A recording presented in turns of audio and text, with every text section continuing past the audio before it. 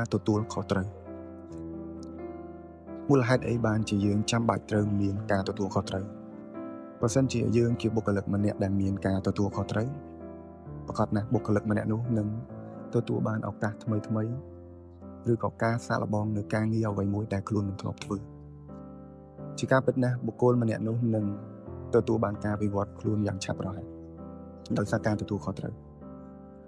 ហើយយើងអាចក៏លេខទៅមើលបើសិនជាមានបុគ្គលដែលគ្មានការទទួលខុសត្រូវហើយគ្មានអាចផ្ដល់អ្វីជាទីពឹងមកកាន់យើងប៉ុន្តែការរាប់អានរបស់យើងបើសិនជាយើងការរាប់អានមិនចំគោលដៅវាធ្វើឲ្យយើងខាតពេលវេលាហើយការទទួលខុសត្រូវនឹងជូនជាប្រយោជន៍មកកាន់យើងធំចំនួន4ទី1ប្រយោជន៍សម្រាប់ខ្លួនយើងផ្ទាល់ទី2ប្រយោជន៍សម្រាប់អ្នកដទៃទី3ប្រយោជន៍សម្រាប់បច្ចុប្បន្នហើយទី4ប្រយោជន៍សម្រាប់អនាគតទៅថ្ងៃខាងមុខស្វែងរកឱកាសជោគជ័យក្នុងបញ្ហាយើងគ្រប់គ្នាសុទ្ធតែធ្លាប់ឆ្លងកាត់ព្យុះជីវិតក៏ដូចជាការអស់សង្ឃឹមដែលយើងធ្វើយើងរុញរាដែលមើលឃើញអ្វីគ្រប់យ៉ាងសុទ្ធតែជាឧបសគ្គទាំងអស់ជីវិតយើងធ្លាក់ចុះដុនដាបបំផុតនោះយើងក៏មានឱកាសសាងជីវិតថ្មីហើយធ្វើអ្វីថ្មីដែលមានលក្ខណៈខុសប្លែកពីមុនផងដែរមនុស្សអាចស្វែងរកឃើញអ្វីដែលថ្មីនិងអស្ចារ្យតាមរយៈការព្យាយាមដោះស្រាយបញ្ហាដែលធ្ងន់ធ្ងរនិងហ៊ានសាកល្បងធ្វើអ្វីថ្មីទាំងឡាយនោះឯងឧទាហរណ៍ការរីកចម្រើនផ្នែកវិទ្យាសាស្ត្រ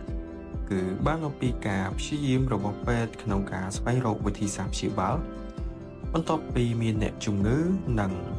មានអ្នករបួសដ៏ធ្ងន់ធ្ងរការសាងសង់អគារខ្ពស់និងផ្ទះនិងឧបករណ៍សាងដែលទំនើប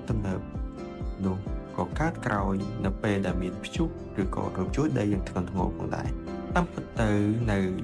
ពេលដែលរឿងអាក្រក់បានកាត់ឡើងហើយនរណាក៏មើលទៅវានៅក្នុងផ្លូវអវិជ្ជមានដែរសូមចាំទុកថារឿងអាក្រក់ទាំងនោះវាបានក្លាយជាកម្លាំងអូសទាញឲ្យយើងហ៊ានប្រថុយធ្វើរឿងដែលថ្មីទៅវិញដូច្នេះសរុបមកនៅពេលដែលរឿងអាក្រក់ទាំងឡាយទាំងពួងកាត់ឡើងនោះ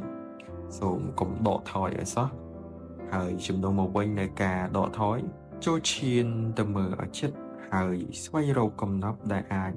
ផ្លាស់ប្ដូរឧបសគ្គក្នុងជីវិតឲ្យត្រឡប់ជាឱកាសជោគជ័យទៅវិញសរុបសេចក្តីមកប្រធានបទនេះគោលបំណងគឺចង់លើកទឹកចិត្តដែលកំពុងតែជួបបញ្ហា